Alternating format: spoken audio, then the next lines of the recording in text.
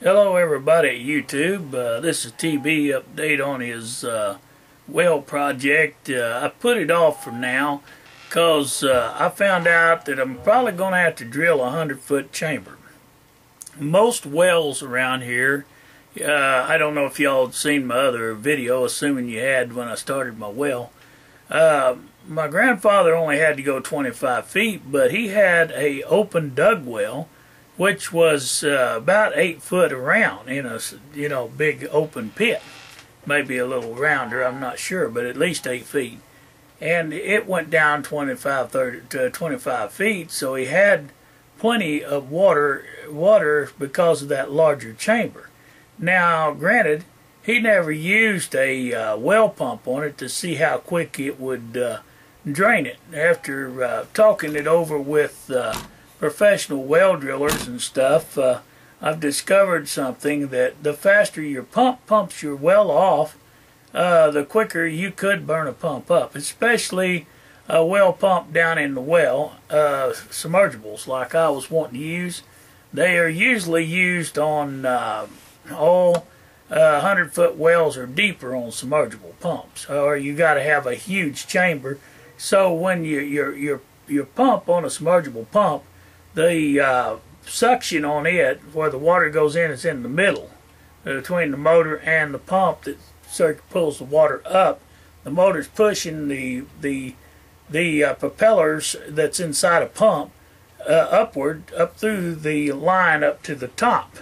Well, when that runs out of water, guess what? There's nothing to say, okay, we're out of water, let's shut the pump off. You can burn up a $1,000 pump or $700 or $500, depending on what type of submersible pump you bought, real quick. So I've now, when we was up there, when I was a kid, when we drilled our well was 8 inches in diameter, and I found out that it was 60 feet deep or better, and it wasn't 40 feet. It was a lot deeper than that they drilled it. And another thing, I thought that it was only 40 foot, but after talking to some of my relatives, I found out that we had went 60 foot or better. And so the submersible pump will work on wells over 45, 50 feet if there's enough chamber of water. Otherwise, you'll burn the submersibles up. Now, as for a mud pump, the mud pump is the biggest cost of drilling that. I only have access to one water hose to the from my house, where the other guys that were drilling with PVC and those drill bits by hand, it'll work, yes, but you got to have enough water going in there to push those settlements up, and I don't have enough water. Here is the problem to go with a water drilling system. The supplies to just get ready to drill the well, the mud pump was $389 plus tax. The doggone water hose was $47 a piece, and they're only maybe 10 or 12 foot hoses. And then you got to build a slew box, see, to do that, and plus you would have to build you a drill bit. Well, all that was going to cost me well over $2,000 time I got it all figured up. Crap, that ain't a poor boy way of drilling. In the other, to get someone to drill it's even more than that. That cost me too much money. So in my case, I'm going to take, and I'll take you with me when I start it. I'm seriously thinking about taking a 15.5 horsepower motor off of my Craftsman lawnmower, temporarily. I hope I don't mess it up. But I got another mower. This is an old mower, and I either do that or I may use the 6 horsepower and try it first, but I think that it won't be horse enough. My problem is I'm going to have to be able to slow that engine down so if we hit rock, and we can get it up out of there quick, because you don't want to tear up your motor or your shaft.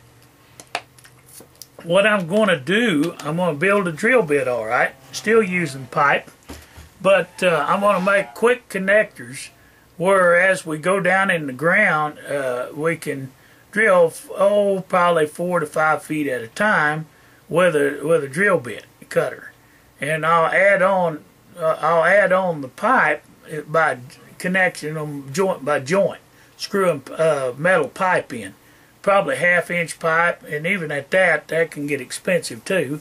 But I've got access to 2 different motors that I think I can put on a shaft or connect to a shaft, and then I'll have to build some type of a handle and bracket, and I'll need to be able to pull it up out of the ground. See, that's going to be your other problem.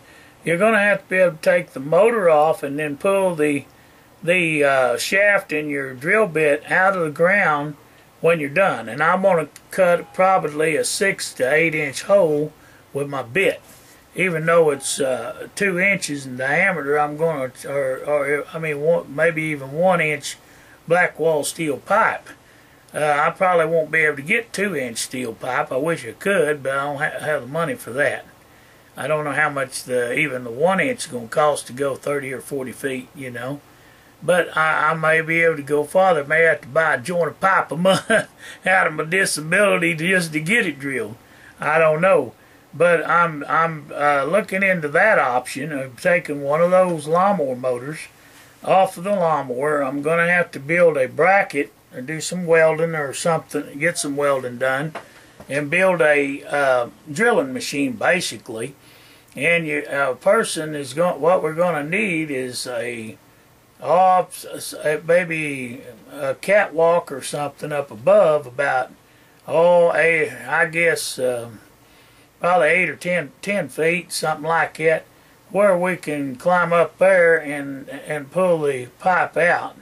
Well, I mean, we should be able to get the pipe out. Wouldn't have to go that high, not over 5 feet. I guess off of a pickup bed probably work. Just standing off from a pickup bed whenever we want to get the motor off there. But we don't. I'm going to have to do some serious thinking about that on how many feet to dig at a time. Because each time you pull 5 feet out, you got to have a connector. If I go with 5 foot, you see what I'm saying? If I go with 8-foot pipe, well, you're still going to have a connector for that, but not as often. You can go deeper before you have to add a coupling. I have some 1/2 inch or 1 inch couplings here. I might be able to go with an inch pipe, and then on the bottom we can use adapters and drill a hole into that bit where we can run a bolt through it and keep the bit on. Because I don't trust just threads on a bit. That bit, or else I'm going to have to rig some kind of bit that spins from inside the shaft. When you go down in there, where the bit will expand out at the end of it, where the bit is expanded out the end, but yet on the inside spinning with a guide tube to keep that shaft, keep that littler shaft from if it was to break, from slamming into us or any mishaps. We don't want to get killed using a homemade device drilling wells. But I'm seriously thinking that would probably work. I don't know whether it would or not. I'm going to do some study on that and see. If it does, then that's how I'll probably drill the water well, and you guys can watch me put it together piece by piece. And what I will do is, like I say, we'll make handles, and we'll probably two sides, and the motor will be sitting on that on the handles and sitting on the weight of the pipe. As it goes down in the ground, we kind of push on it to help push it down in there a little at a time. As that's spinning, oh shoot, well, I think it's something like 3,500 RPMs.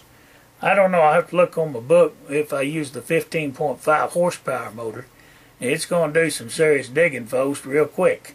But you ain't going to be able to go, like I say, but 5 feet at a time, because then you're going to have to shut down after you get 5 feet down, unhook, pull the thing back out there by hand, the pipe, and knock the mud off out there and the clay and the dirt off from it. Then you put your drill bit back in the hole. Then you put your another coupling on there. Then you screw that pipe onto there, and then you got to have a place up there in the pipe where a steel pin goes plumb through the pipe, below the threads where the coupling is for the next one. And that's what I'm thinking I'm going to use. It might work, but that pin, it's better that it break than the shaft.